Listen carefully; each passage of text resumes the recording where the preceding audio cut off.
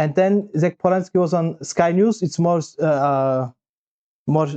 serious.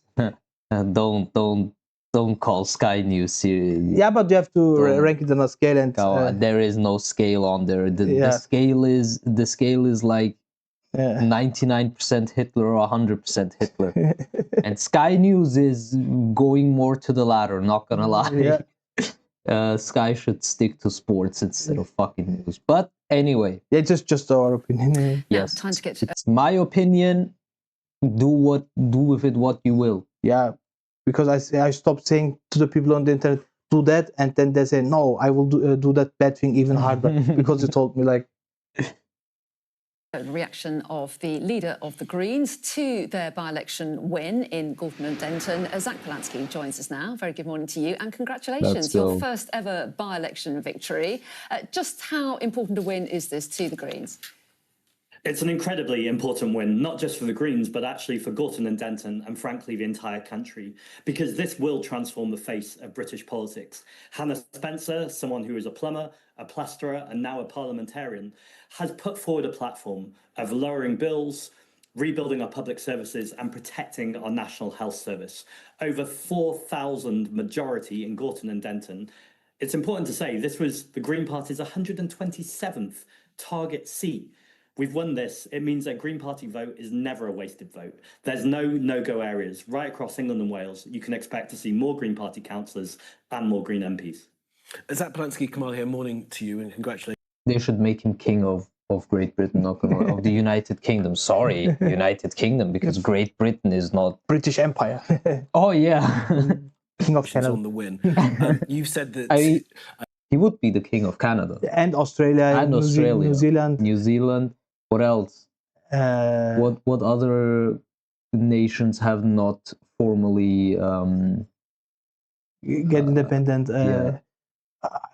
Maybe I think there are quite a lot of like island nations. Yeah, and that didn't. Yeah, but insane. Please, media, cover Zach Polanski, attack him on popular things. Yes, and we will give him a supermajority in Parliament. Show him more, please. Yeah. We love seeing him. Hannah Spencer put forward policies of lowering bills and protecting the NHS. You know that many are reporting that the vote was based on support for Palestinians in Gaza. Is that right? Was that a lot of... It's true. Yeah. He's asking it like a question. Yeah, it's true. It's true. Then people don't want to tax money to support Israel and the genocide. And they have, in the same, like they have austerity politics, and they want that you invest in Britain. Yeah, and not in Israel. Yeah. But they have to ask it like that way. The message from the Green Party candidate in this by-election? Well, it's absolutely nonsensical that you can't talk about lowering bills and talk about domestic affairs at the same time as talking about the genocide in Palestine that our government isn't just complicit in, but actively enabling through the sharing of arms and intelligence. It's not that one has been focused on more than the other. Hannah Spencer and the Green Party have ultimately said it's only morally consistent to both talk about power and wealth in this country and tackling the super rich, and what I mean by that is multimillionaires and billionaires, and also at the same time standing for human rights and peace. That's the reason why they call him the British Mamdani. Like, sounds one-to-one like him, but with a British accent and not with a New York accent. But Mamdani don't have a New York accent. Like no, Curtis Lever has a New York accent. Yeah, it's right across the world. No mention of green issues though, or barely. Are you moving away from your core platform? Well, a genocide isn't particularly good for the environment as well as human rights. Yeah. That's why not the Green Party in other countries explain it like that? Yeah. Because in other countries they explain it like, oh, you can't drive a car, you can't, like they're like this, we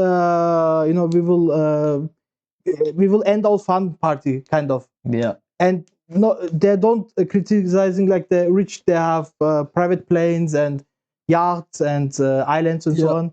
It is also a fact that the individuals, workers, and also students, and everyone apart from the mega ultra rich do not account for that much pollution. Yeah, like on this planet. Like, if you're someone who has shitloads of money, you are more likely to, fly away multiple times a year. But in a private jet. Yeah, in a private jet, you're more likely to to invest in companies that are heavily polluting our atmosphere. You're more likely to just live a very to live a life where you do not care about any of these things. You don't care about other people and so on. Yeah, you don't care about the environment, you don't care about other people, you don't care about animals, you don't care about rights. It doesn't matter to you. Why? Because you have money. It doesn't. You have everything you need on this planet, and you still want more. Yes, and you still want more. Yeah. Ultimately, environmental issues run through everything. I talked to them again about lowering bills. If we insulated every home in Britain that needs it, that would be a triple win. It would reduce people's bills, vital in the cost of living crisis, reduce emissions, vital in the climate crisis, and it create hundreds and thousands of good green jobs. The green. Why not the Greens here talking like that? Because here is always like, we will not allow anything. Like they're like. Aren't the Greens, isn't their head still the one from when they were in government? I'm not sure, but you see how uninteresting they are. Yes. That I don't know. Yeah. And great messaging. Like they're like, oh, why you need a car? Yeah, because I don't live in the city center. Yeah. And I don't because maybe I want to fucking go somewhere else, or you want to go to work, but you work shift jobs. Yeah. But there are people like the Greens here, like they're living in city center, they're having a home office, and they say, oh, you don't need a car. Oh yeah, you don't need a car. Yeah, here the Greens are more for upper middle class. Yeah, you have to afford the green lifestyle, because the organic food is it's way more expensive. Yeah, I'm just a normal worker. I can't afford it. I want to afford it, but then I have to, I don't know. Also, Austria, in general, a very expensive country. Like, unnecessarily expensive. It's insane. Even the things like cucumbers, which is, cucumbers do not need a lot to grow. Yeah. And they're basically just water. And like, what, 15, 20 years ago, you bought like a cucumber for 20 cents, 30 cents, and now you pay over €1 for not even like organic cucumber, just the cheapest cucumber you can find. Yeah. And it's like, what the fuck? And it's the same for tomatoes and everything. Yeah. But, I hear that you never went to the UK, because I was in 2019 there, and 2025. It's it's very, very expensive. Like, you have no idea. Like, you have no idea. Yeah, it's insane. Everything, like, there's nothing that is cheap. Everything is expensive.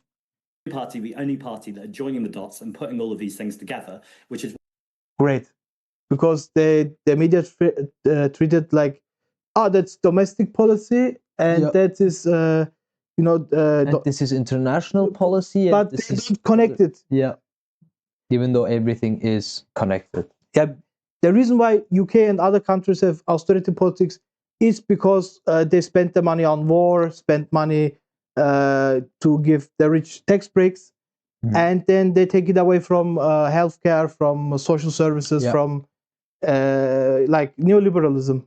And he described like Keynesianistic politics, like said, okay, we have to spend money. Yeah, we have to spend money. We have to invest into the economy. We have to invest into into healthcare and everything, and that's amazing. I wanted to say something about. Okay. I know they are stunned from this guy. So handsome. Why we're about to hit 200,000 members. Zach Polanski, thank you for moving us on to your broader policy platforms. Let's go through some of the details of what green policy is all about. Legalising all drugs. How would that work? Well, we need to regulate and control drugs. Right now, the UK has the highest death rate for drugs in the entire of Europe.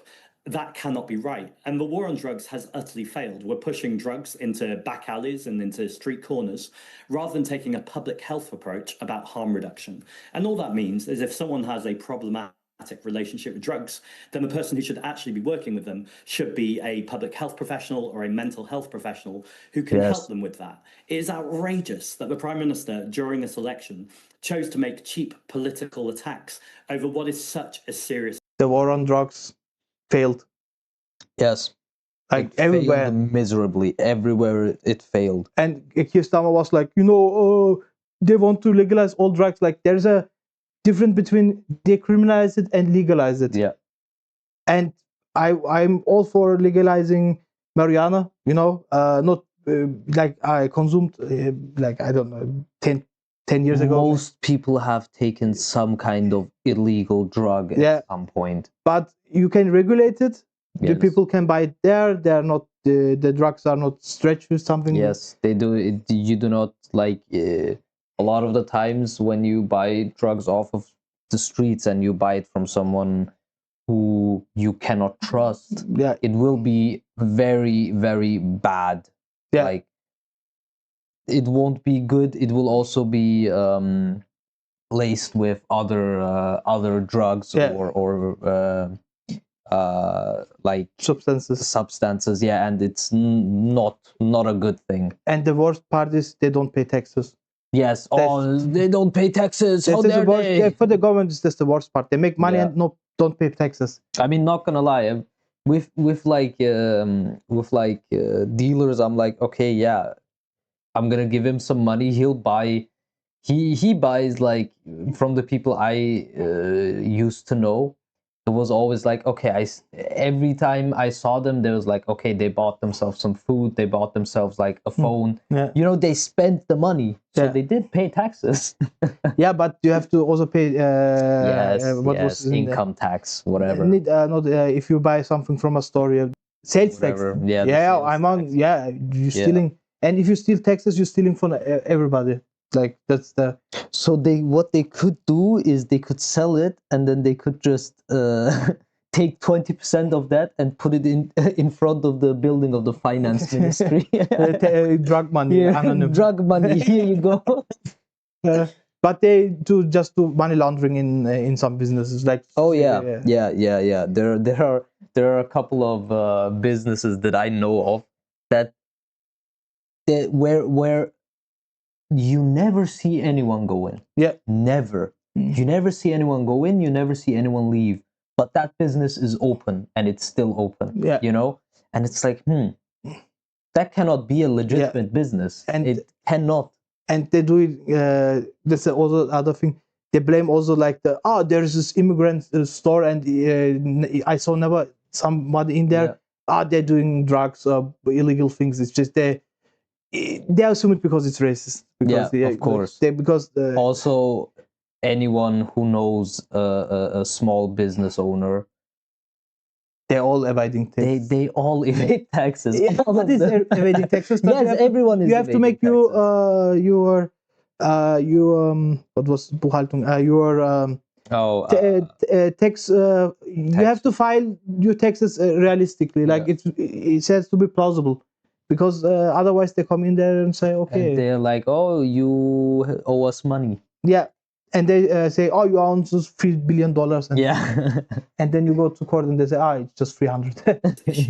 There's an organization called Anyone's Child, who is made up of people who have lost their children, their grandchildren, their brothers and sisters to the so-called war on drugs. And they're saying we need to follow public health approach on this, as has been done in so many countries around the world. We're getting this wrong. That's bad enough. But it's even worse to have a prime minister who just isn't taking this seriously. All right, well, give us the examples then in the countries where this has worked. What evidence base are you using to say that when someone turns 18, if they want to, they can find themselves heroin or cocaine? Well, it's not about finding themselves heroin or cocaine. If they legalise them, can't they get it when they turn of age? Off top of my head. Well, you're missing the key words there, Portugal, which is regulate and control. We can all have sentences where we miss out key words. Portugal has decriminalized. Well, let's talk about Portugal, where they've decriminalized drugs. That's brought down drug deaths. It's brought down. And the argument always is like, they did it another way, but they still have problem with drugs. Yeah, it's not possible to make it zero, but you can reduce it. Yeah, you can You can reduce it. You can reduce the overdose deaths. You can reduce the spreading of diseases. Yeah. For example, if you look at documentaries about Portugal, you will see that they have their I don't know what exact, like social workers, I believe. Yeah. That know the local drug users. Yeah. And they also go to them. They give them clean needles. They offer them like food, water. They offer them health checkups. Because you can't force people. Yeah, you cannot force people. If someone doesn't want to get checked up by a doctor, then they just simply won't do it. But you can offer it to them. Yeah. And that works a lot better than criminalizing. Yeah, than criminalizing, than locking people up for their addiction. And addiction is something that has theoretically anyone can get addicted to something. Yeah, like right?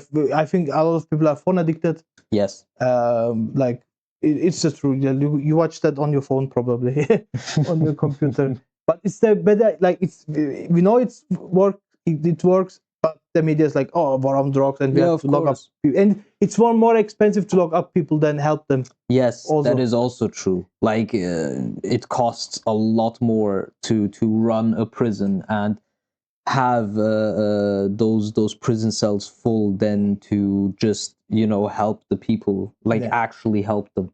But some prisons are private, and in America, there are some politicians, a lot of politicians who are invested. They invest in private prisons. It's very lucrative for them. Yeah, but I don't know if we have that here, but I don't think we have private prisons in Austria. Thanks God, but we have other problems in prisons. We have the classic police and prison guards being absolutely racist. Yeah, that's what we have. Yes.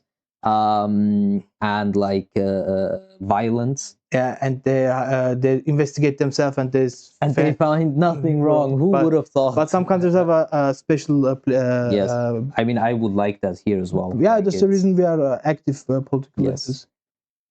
HIV transmissions, and actually it's largely been a success. That's around many countries around the world where people are coming together and saying, where we have shifted things, we've made a difference. But the question we really need to ask here is it working right now? It's so obviously not working right now. Drug deaths in this year have increased every single year for the past 13 years. This is a public health crisis. When are we going to stop burying our head in the sand and go, actually, we need to listen to the experts here, public health professionals, and take a harm reduction approach? Did you tell us? I don't think you told us. How are you going to regulate it?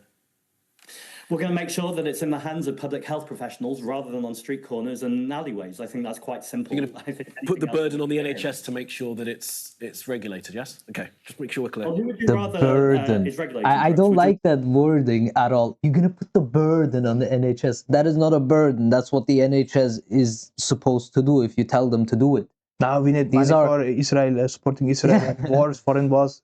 These are drugs. Medicine are drugs as well. Who else is going to do it? Yeah.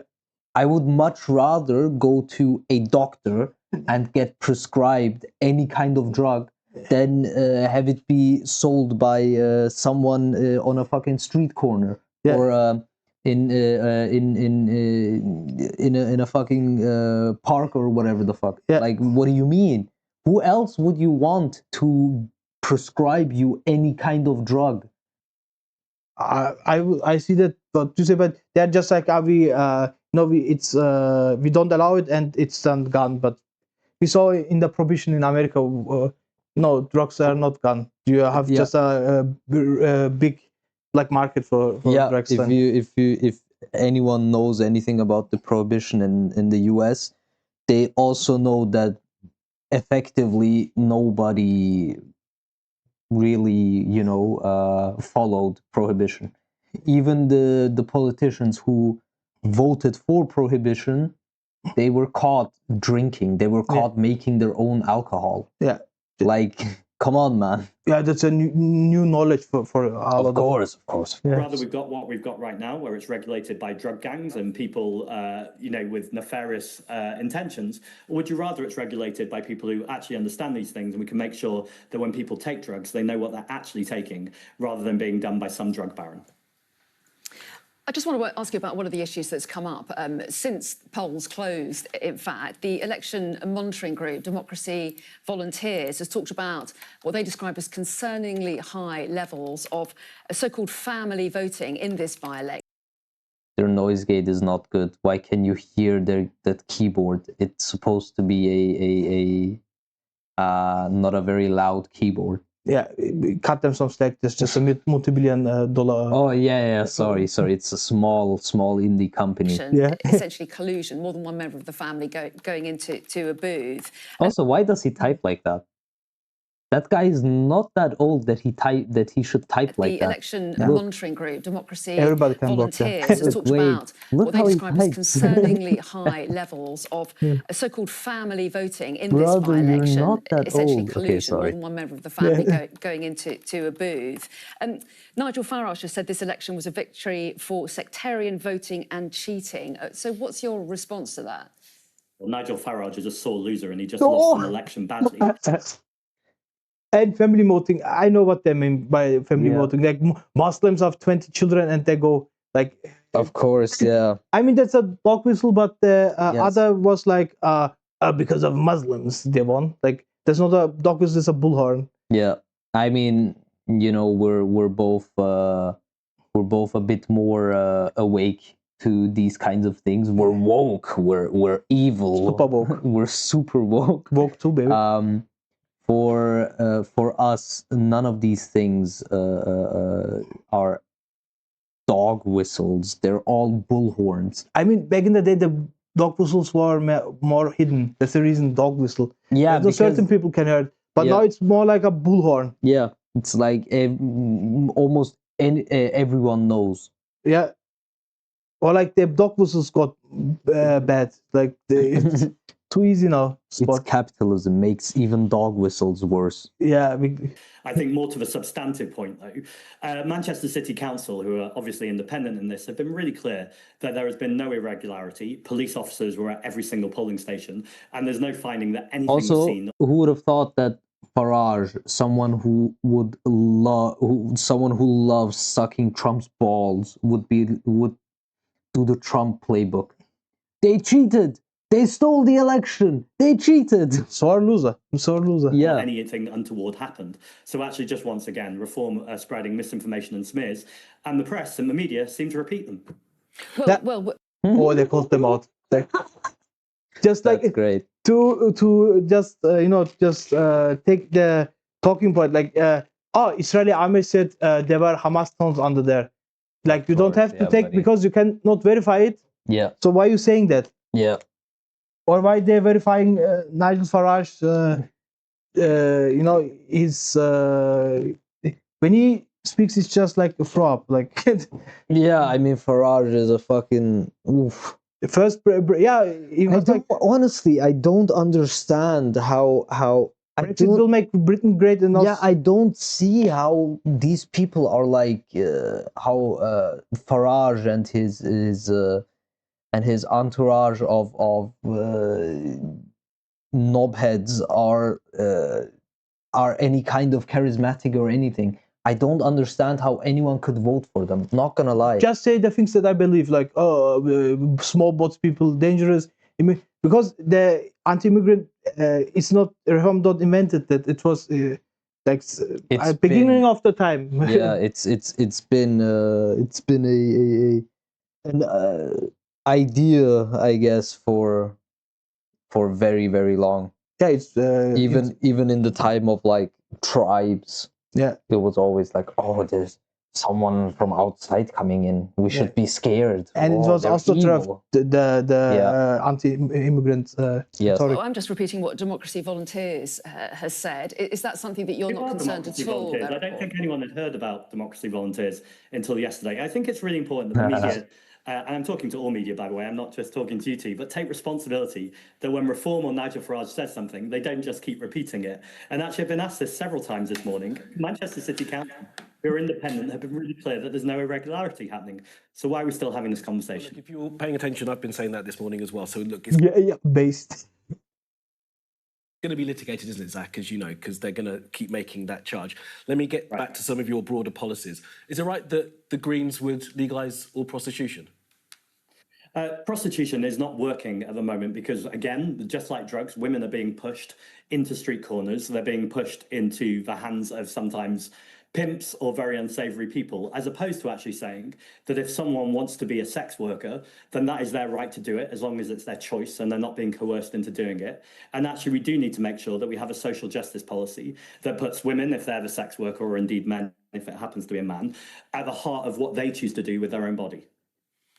And they asked me the question because it's a very conservative view, like, oh, do you want to legalize all prostitution? Like, prostitution is legal in the UK, but you can regulate it better. Like, he wants to make something better, and they're like, oh, you want to legalize all prostitutions and all drugs. Yeah, the thing is also, if you cannot, if there is no way to you know, have no prostitution, like no one is doing sex work, you know, if there's no way to do that, then it's better to legalize it and regulate it. You know, take care of the people who do it. It cannot be that the livelihoods of sex workers depend on like maybe a single person or a group of people. It must be legal. It must be open. Also, like, it can't just be hidden away. You know, and it must be well regulated. Because we've seen like we've seen many times that prostitution does get abused. You know, sex workers do get abused quite a bit. And you know? if you prohibited sex work, then it will get worse, the abuse of the sex workers. But it's a 1950s code. They want to the talking points back. Oh, legalizing all drugs and prostitution. Even though, like, what I don't understand is all of these people are like, oh, prostitution, we have to prohibit it. Where I'm like, brother, most like so many people have you know, taken advantage of the services of sex workers. You know, a lot of people have done it, and what the fuck are you on about? Especially if you're someone who has money. You cannot tell me that these politicians, especially like reform politicians, were all about money. If you look past their terrible propaganda, you cannot tell me that they are not frequent visitors of brothels or of sex workers. Or that they don't frequently order escorts to their homes or whatever. Like, you cannot tell me that. Even if you give me evidence that it is not so, I won't believe you. It's that simple. They have money. They're all about having power. And for a lot of these, for a lot of men who yearn for power, who want power, a way of feeling powerful is taking advantage of sex workers. It's no secret. It's we've heard that so many times. And for them, it's just a talking point, and they want a stigma around it, but not a solution. But we and the Green Party, the Zach Polanski, he wants a solution. He wants to make it better. Further, your greater support for trans rights. How would you make sure that trans people in this country are better supported and protected? Deport J.K. Rowling from UK and tax her more than she, because she supports anti-trans organizations and also anti-trans rhetoric, and that's just my idea. But it's really important because trans rights are human rights. And as a member of the LGBT community, a gay man, I grew up during Section 28. And I remember what it's like when schools say that you can't even talk about this. I've been really worried by Wes Streeting, the health secretary, and his increased, I would say, attack on the trans community, and more widely, to be honest, his relationship with healthcare, particularly the organization Palantir, the US tech spy company that we're making deals with. I think it's really important that trans people are at the table and that they're co-designing, co-producing policies. He talked about Palantir, like it's everything is connected, like USA, UK, and it's everything is connected. Who would have thought? I never. Particularly when it's around healthcare. How was legalizing drugs, legalizing prostitution, and greater protection for trans rights and trans people put to a Muslim community in Gorton and Denton? Like, come on. Like, all the Muslims, they are transphobic, homophobic, they go to your house and they took away your bacon and so on. Like, that's the picture that the media, not only Sky, but they painted this picture. But Sky News especially. Yeah, but Sky News is very biased towards reform. Yeah, and it was a group project of the media. Yes. And if you look at it, Sky News, the owner of Sky News is also some absolutely insane person, very rich. I thought you have to be insane to be a CEO. I mean, yeah. If you any CEO of a bigger company is like, you cannot be a human being with a healthy mind. It's not possible. Elon Musk and Peter Thiel talks to Epstein. Yeah, but even the less known ones, you know, even you cannot be someone with a healthy human mind. Yeah. Because your company is doing so many bad things, and you know of it. Yeah. You know of it. You know what the company is doing, and you're there to take the fall for the company. I mean, the number has to go up. Yeah. Oh, great. Wow. That's the reason. It was put to a Muslim community, and in fact, frankly, the whole community, because the Green Party just ran an election there, where they ran an astounding victory of over 4,000 majority. Are those particular policies in your leaflets, your Urdu leaflets? We had Urdu leaflets because people speak Urdu, and we had Bangladesh. Those policies, were they in there, Mr. Polansky? I mean, what's the assumption behind your question here? Because it sounds. Oh, did you tell the Muslims that you are for trans rights? Wow. Okay, so this dude is like, oh, did you actually put those policies into your Urdu leaflets or not?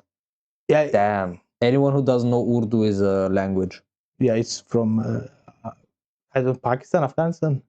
I don't know. Yeah, or India. I am ignorant. Yeah, I'm also. We do not know everything. Yeah. Lots of opinions, little knowledge. Yeah. I just know it's a language. I've heard it before. I have forgotten where it is actually from. Yeah. Or in what parts they speak it. Yeah. Conservative communities might not support some of those policies. Conservative, like they say conservative, but then they mean Islam is fundamentalist. Yeah. Of course they don't support it, but they support to have the bills reduced. They support that you don't bomb the people in Palestine and Iran. They voted for that, but they don't want. They're doing now the identity politics. Yeah. Like how to win this certain demographic, but not how to. Like class wars policies would be, I want to give you all healthcare. Yeah. And who's against it? Like nobody. No sane person is against it. No sane person, no normal human being is against it. But it's good that they're still stuck in identity politics. Identity politics don't work. I mean, yeah, but they're always going to be stuck there because it's their only approach to anything. It doesn't matter if they are saying that against Muslims or against Jews or against any other minority. It's always the same. And the thing is, it never works if there is counter messaging. It never works if there is counter messaging. Like they're seeing a terroristic attack, and he's that background and he's Muslim and so on, but they don't analyze not further. Like, Yeah. Was he mentally stable? You know. Oh no, they only care about mental health if it's a white person. Yeah, of course, but they're doing even that. They're doing what was the name again? What? The identity politics. Yeah. And we saw identity politics lose 2 times to an orange baboon in America. It doesn't work. Yeah. But still, please, Sky News and Reform and other guys, please do identity politics. It worked very well. We're not here to litigate whether or not they're right or not. I'm talking about conservative communities potentially might not be supportive of policies that legalise prostitution, drugs, and increase rights for trans people. I think there's some deep assumptions there about what a conservative community is, but here's what I would say more widely. I said it when I became the leader of the Green Party, is you don't need to agree with me on everything. You need to agree with core values and fundamentals of the Green Party. If you would agree with everything a person says, then it's a cult. Yes. Donald Trump's mega these people. There is even if you agree with most things, you will never agree with everything another person says. Because we're a human, our brains work differently, every single one of us. And we're not cult members. Yeah, we're not a monolith, we're not cult members, we're not supposed to all think the same way. But all Muslims are conservative and all... of course, yeah. All Muslims are conservative and all, I don't know, Christian British people are normal, I guess. What the fuck? Conservative in a good way, not bad way. Yeah, of course, conservative in a good way. They're our kind of conservative, not the bad, evil Muslim kind of conservative. from the subcontinent, Yeah. And what I'm putting forward, if anyone agrees with me on everything, then that's weird. Actually, what we need to do is build bridges. And look, I'm really proud that constituency as diverse as Gorton and Denton just voted for a female plumber by a party that has a gay Jewish man as a leader. What I saw on the streets of Gorton and Denton is communities coming together who are excited for an alternative, who want to see those bills lowered, who want to challenge this Labour government. And Manchester showed reform and its deeply divisive policies for Door. And I'm proud to be Mancunian. And you talked about Hannah Spencer being the new MP. Is there part of you that wishes that you'd stood in this seat? I couldn't be prouder of Hannah Spencer, and no part of me wishes I'd stood in this seat. She just ran the most incredible campaign, and she's a plumber, plaster, now a parliamentarian, and the country is about to see what happens when you get a Green MP elected as she adds to our already growing group. And this is going to happen in 70 days' time, by the way, at the local council elections right across England and Wales, including the Senedd, where we're going to get Anthony Slaughter and Tessa Marshall elected, our first Greens ever elected to the Senedd. This is the Green Party's moment. We're about to hit 200,000 members. If you've enjoyed this interview, join the Green Party. Already are 215,000 members. That's amazing. Yeah. Mr. Polanski, so you've set a little bit of ambition there, but what about you? When are we going to see you in Westminster? Which seat are you targeting?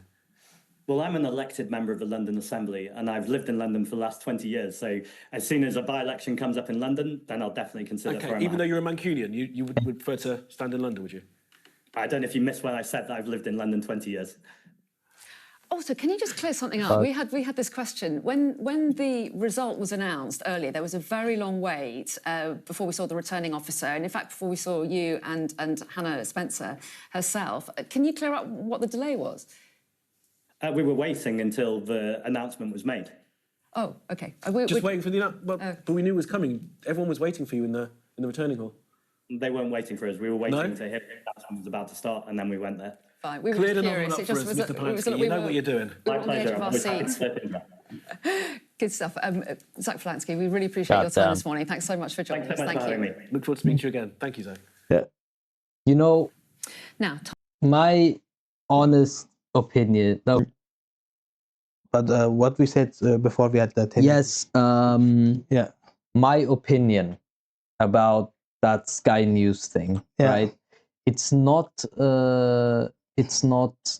necessarily like about the topic right now, but a lot of the times on these kind of very right-wing biased media, they will have someone sitting there who, you know, does not really fit in. Yeah, I know. I'm talking about the Piers Morgan? No, from this what we watch right now, I'm going to assume that the gentleman sitting there is black. Yeah. And under reform, he would not be very welcome in society. In a lot of these institutions and companies, I'm like, why are you there? I mean, the reform also has brown and black people. Yeah, but I mean, token gets spent. Yes. Like they will try to get rid of the asylum seekers. Yeah. And after then, people who don't look like pale enough. Like I'm not pale enough for England, but I don't want to live there. You've seen too much sun already. Yeah, it's like. I mean, we're in Austria. We also have the FPÖ. Yeah. The Libertarian Party of Austria. They're not libertarian at all. They're basically they're right-wing populist, right extreme. And they also have like Turkish candidates. They have Serbian candidates and everything. But anyone with a working brain is like, okay, yeah, these people are just there to, you know, fill a void. Yeah.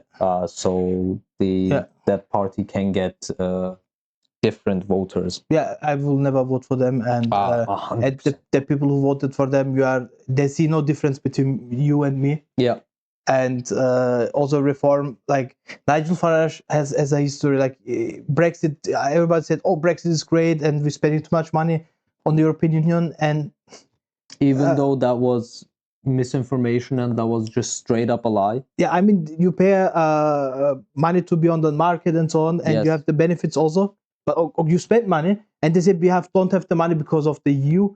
And after they left the EU, they still don't have the money in the NHS, for example. Oh, and the what people a surprise. like they have 10 we felt for it again awards. These British people, I don't get it. And now there are no British people that said, "Oh, I voted for Brexit and I'm proud of it." Like every British person that I met said, "Oh my God, it was the biggest mistake," or they said, "I was too young to vote."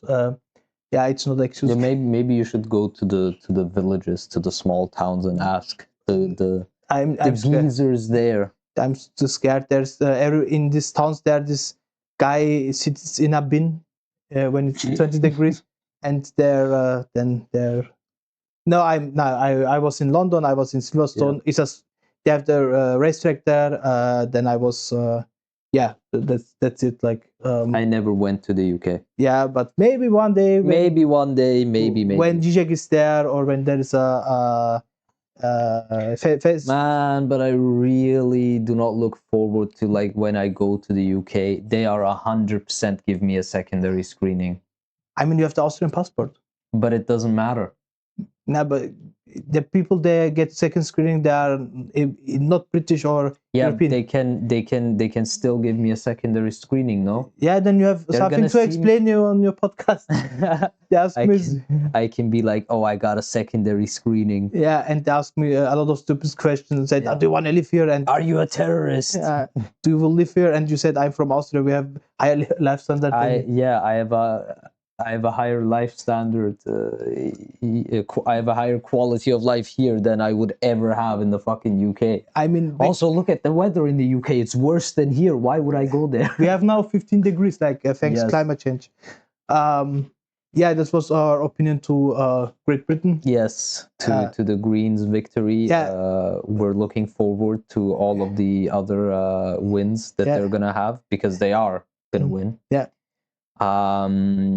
And it's great. And go out, vote, go out, vote. To any true British geezer. Yeah. Don't vote for Reform. Don't vote for Labour. Don't vote for the Tories. I think they still exist. Just vote for the Greens. It's gonna be better for you. If you're like super wealthy, okay, fuck you. Then go vote for Reform, because that's better for you. But if you're not, and you're just like a normal mortal human being, then vote for the Greens. You did it again. You said to people what they should do, and they will say, "I will even vote harder with my. I'm retired, and I will even vote harder for Reform. Stop doing that. They think they owns us with that. They say we own that guys in the internet. We own that. I mean, but you know, you own yourself. Like I have a job. I'm able person. I have a job now because of thank you Britain and United States. I pay more for gasoline. But you don't own anybody if you vote for you own you with Brexit yourself. Yeah, biggest self-own in history. I used to have a friend. He was British, and he was really for Brexit and everything. And even then, I was like, "What the fuck are you even talking about? Where are you now? Where are these people now? Where are these? They're quiet, and some of them died, but a lot of them, like the majority, is dead. But reform voters, like Green Party, doing good job, and cope harder. Bye bye.